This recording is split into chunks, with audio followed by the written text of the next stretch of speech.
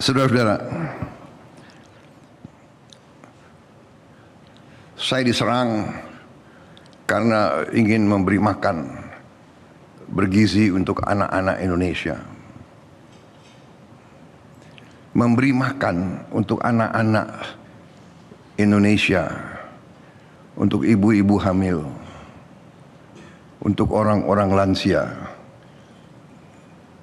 dianggap pemborosan.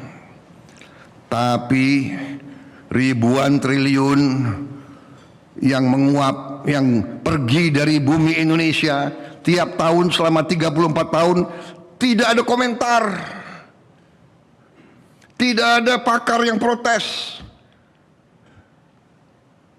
Tidak ada investigasi.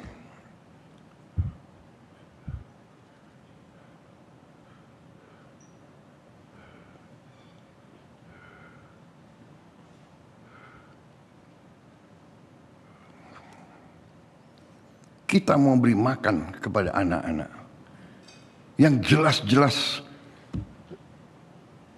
minimal 1/4 anak-anak kita stunting. Sebagian besar juga banyak yang tidak makan berangkat sekolah. Kita dituduh pemborosan. Kita dibilang ekonomi mau kolaps. Harga saham akan ambruk. Mata uang akan melemah.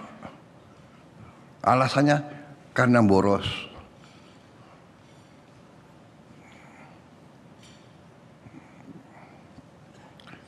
Saudara-saudara, saya punya keyakinan bahwa fundamental pemikiran ekonomi dan politik bernegara yang disusun oleh pendiri-pendiri bangsa kita, saya punya keyakinan bahwa itu masuk akal, benar.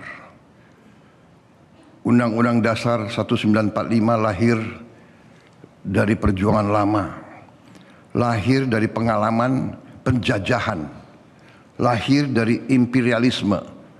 Apa arti imperialisme? Imperialisme artinya adalah diambilnya kekayaan sebuah bangsa oleh bangsa lain.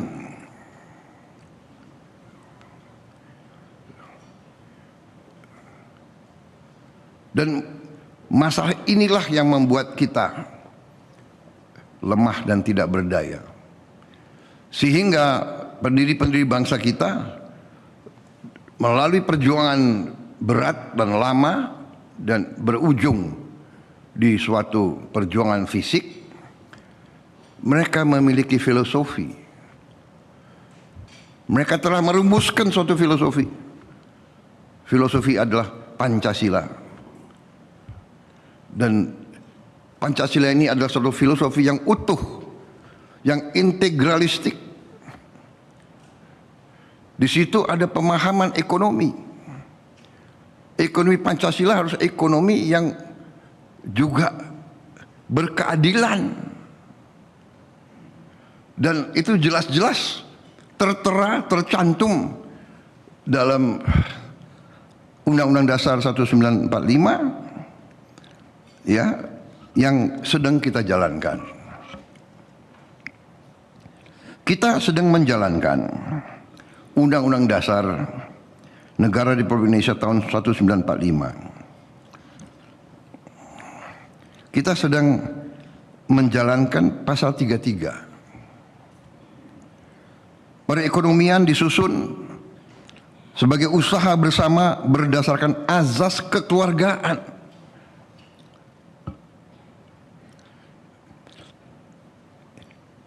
Ini jangan dianggap suatu slogan atau suatu retorika yang indah. Perekonomian disusun sebagai usaha bersama berdasar atas azas kekeluargaan. Berarti seluruh anak bangsa ini bagian dari keluarga besar NKRI. Tidak boleh ada satu elemen, satu pihak yang menindas pihak lain. Tidak boleh ada satu elemen yang memborong kekayaan bangsa sehingga yang lain tidak bisa nikmati. Ini arti daripada ekonomi berdasar atas azas kekeluargaan. Cabang-cabang produksi yang penting bagi negara dan yang menguasai hajat hidup orang banyak dikuasai oleh negara. Jadi ini bukan sesuatu yang perlu ditafsirkan. Bumi, air, dan kekayaan alam yang terkandung di dalamnya harus dipergunakan sebesar-besarnya untuk kemakmuran rakyat. Harus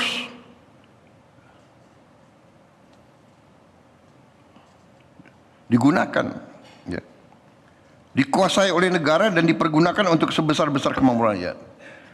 Saudara-saudara,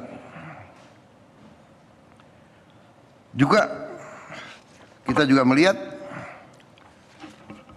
pasal 34 ini perintah undang-undang, fakir miskin dan anak-anak yang terlantar dipelihara oleh negara. Ini sedang kita jalankan. Pasal 3 untuk mengamankan sumber daya ekonomi supaya kita dapat uang. Dari pasal 3 kita menjalankan pasal 34. Jadi itulah, kita tidak boleh membiarkan anak-anak orang miskin terus miskin. Kita tidak boleh membiarkan anak-anak tidak ada harapan sekolah.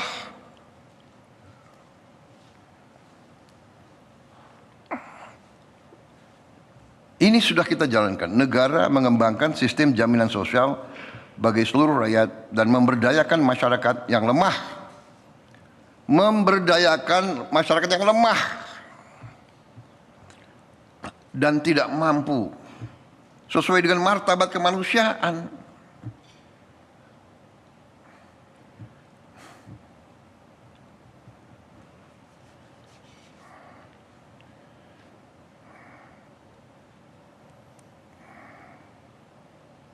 Negara bertanggung jawab atas penyediaan fasilitas pelayanan kesehatan dan fasilitas pelayanan umum yang layak. Negara bertanggung jawab atas penyediaan fasilitas pelayanan kesehatan dan fasilitas umum yang layak. Saudara, karena itulah kita menjalankan pemerintahan dengan bekerja dengan sangat keras. Saya terima kasih kepada seluruh anggota kabinet. Sebagian dari saudara-saudara bekerja tanpa diawasi karena saya konsentrasi kepada hal-hal penting dalam 2 tahun ini. Tapi saya lihat saudara-saudara berinisiatif, saudara masing-masing bekerja dan bersama kita telah mencapai prestasi-prestasi yang menurut saya cukup membanggakan. Mungkin sedikit pemerintahan di dunia mencapai apa yang kita mencapai.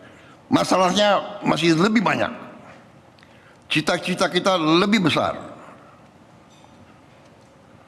Pekerjaan kita masih banyak. Perjalanan perjuangan kita masih jauh.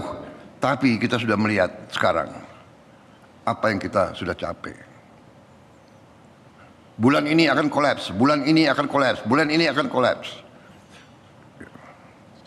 Ternyata semakin hari semakin kuat. Semakin hari semakin kuat. Dunia sedang perang. Banyak negara termasuk risau dan panik masalah pangan. Kita sudah duluan swasembada pangan. Masalah energi pun kita menghadapi kesulitan, tapi kita lebih siap dari yang lain.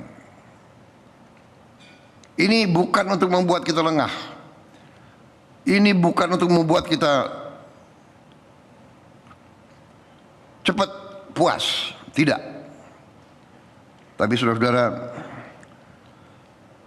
capaian kabinet merah putih yang 110, 112 masalah itu, saya minta dibagikan ke saudara-saudara sekalian, mudah-mudahan ada. Ya, bukunya sudah dibagikan. Sudah dibagikan.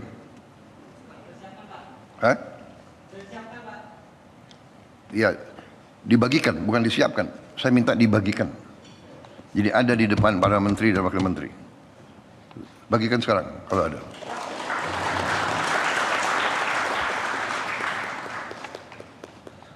Ya, saudara-saudara, saudara-saudara, prestasi kita cukup besar. Prestasi kita nanti sejarah akan mencatat. Tadi saya sudah sebut, kita sudah swasembada pangan, 8 komoditas pangan. Cadangan beras kita tertinggi selama sejarah NKRI. Nilai tukar petani kita tertinggi selama sejarah NKRI. Kita sudah mencetak atau menghasilkan B50 solar dari kelapa sawit 50%. Kita tidak import lagi solar. Yang waktu itu banyak juga perlawanan.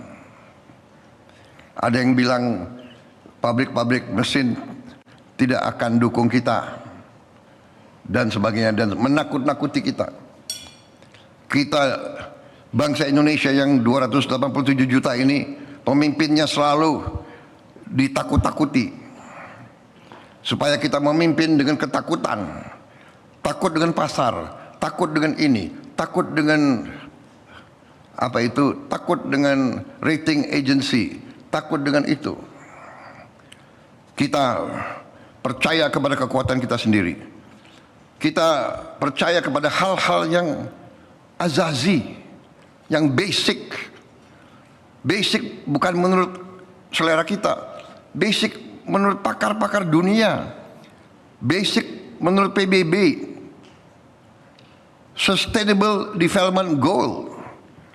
Saudara-saudara, PBB sudah meramalkan bahaya kelaparan, food, energy, water, bahaya kelaparan. Mereka canangkan SDG pertama untuk semua bangsa di dunia. SDG pertama adalah no poverty. Tidak ada kemiskinan.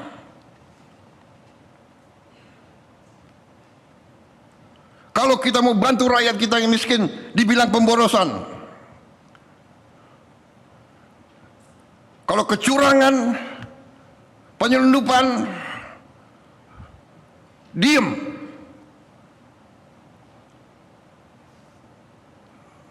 Orang besar kasih kredit terus triliunan. Orang kecil nggak boleh terima apa-apa.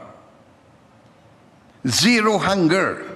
Zero hunger, tidak boleh ada orang Indonesia yang lapar. Saya minta belajar. Kita belajar dari negara-negara lain. Jangan malu belajar. Kirim tim ke India, kirim tim ke Brazil, kirim tim ke Tiongkok, kirim tim ke negara-negara Vietnam. Belajar bagaimana mereka hilangkan kelaparan. Tidak boleh anggota G20 Indonesia ada rakyat yang lapar.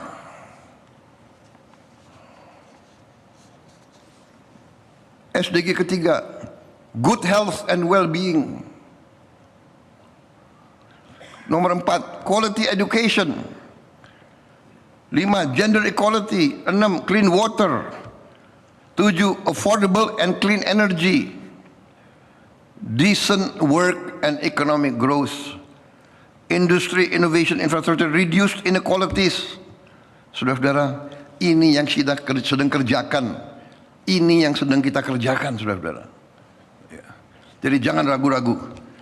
Kita berada di jalan yang benar. Kita berada di jalan yang rasional. Yang tidak rasional adalah tadi illegal mining, illegal kebun, illegal logging, penyelundupan, under invoicing, transfer pricing, itu adalah fraud, itu adalah pidana, itu yang tidak rasional. Jangan dibalik, yang sudah diramalkan zaman edan, yang benar disalahkan, ya kan? Yang salah dibenarkan. Ini tidak, kita yakin kita di atas jalan yang benar. Jadi saudara, salah satu prestasi kita yang nanti akan dikenang oleh sejarah, saya percaya untuk pertama kali dalam sejarah bangsa Indonesia kita telah berhasil membangun suatu dana kedaulatan yang kita sebut Danantara. Dana kedaulatan. Danantara singkatan Daya Anagata Nusantara.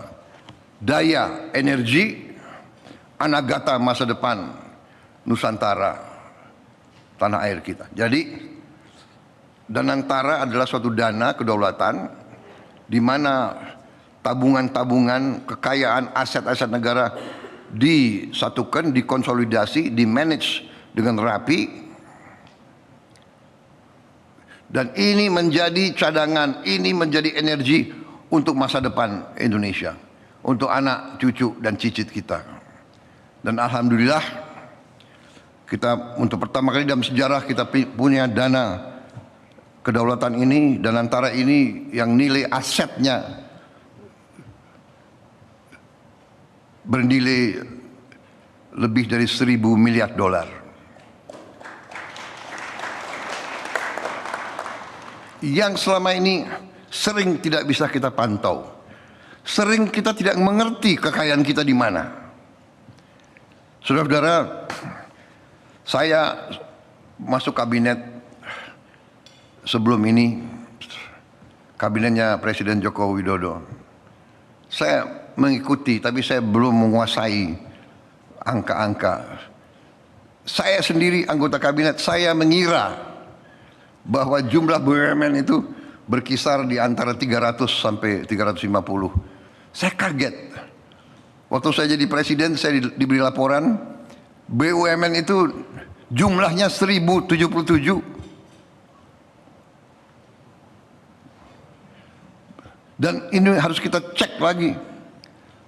Ada BUMN yang bikin anak perusahaan, dia bikin lagi cucu perusahaan, dia bikin lagi cicit perusahaan. Dan saya terima kasih, saya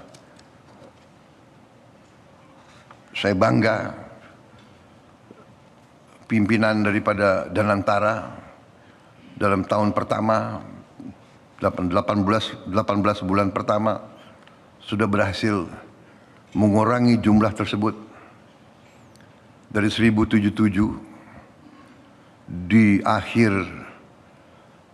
bulan ini, di akhir 31 Juli mereka sudah menutup, mengkonsolidasikan, memerger sehingga dari 1077 berkurang 250 BUMN, sudah berkurang 250.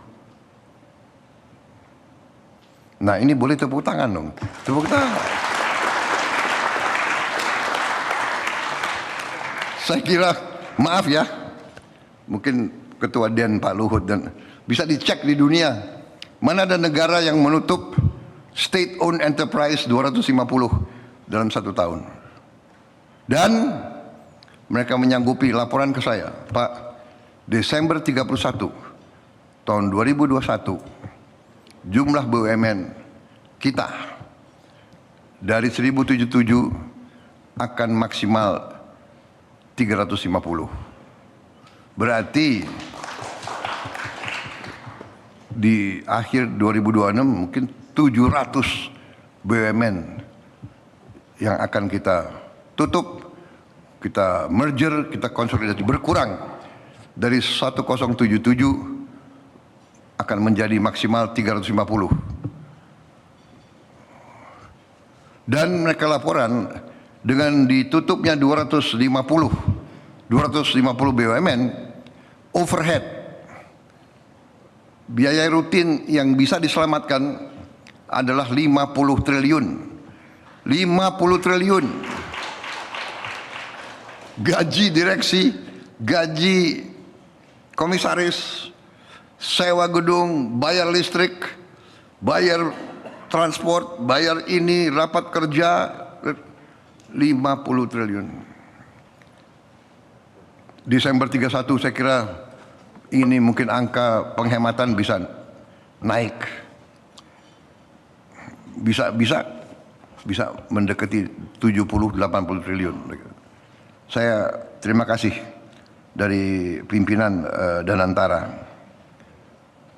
Kemudian untuk menghadapi fenomena tadi, ya ini prestasi yang lain saya kira, ya proyek abadi gas abadi Masela 28 tahun mangkrak. Saya berangkat ke Tokyo, saya ketemu pimpinannya perusahaan-perusahaan Jepang itu, Inpex. Saya sampaikan dengan baik dan sopan, saudara masih berminat ya? Kalau saudara tidak berminat, saya akan alokasi, saya akan tunjuk perusahaan lain. Sopan tapi tegas.